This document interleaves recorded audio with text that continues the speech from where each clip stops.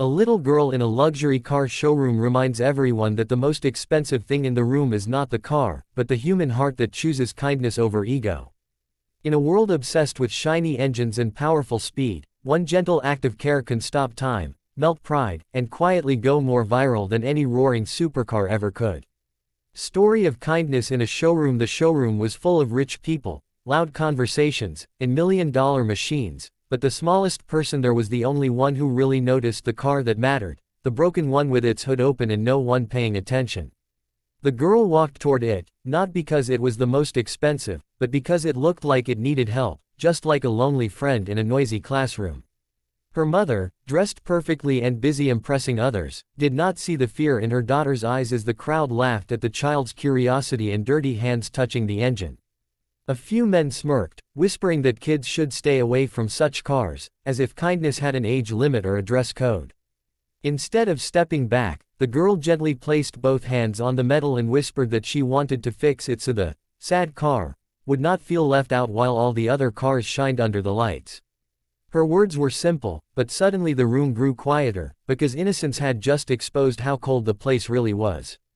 An old mechanic standing in the corner had been ignored all evening because he did not look rich, but he saw himself in that girl's small, brave heart.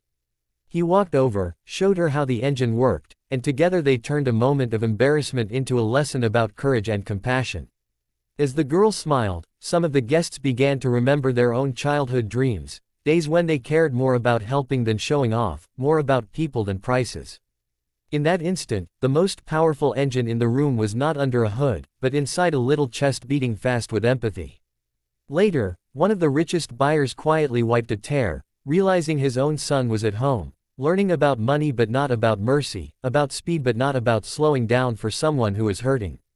He walked to the mechanic, shook his hand with genuine respect, and asked if the man could teach his son the same way he had guided the little girl, with patience instead of pride. The mother, who first worried about what people would say, finally saw the truth.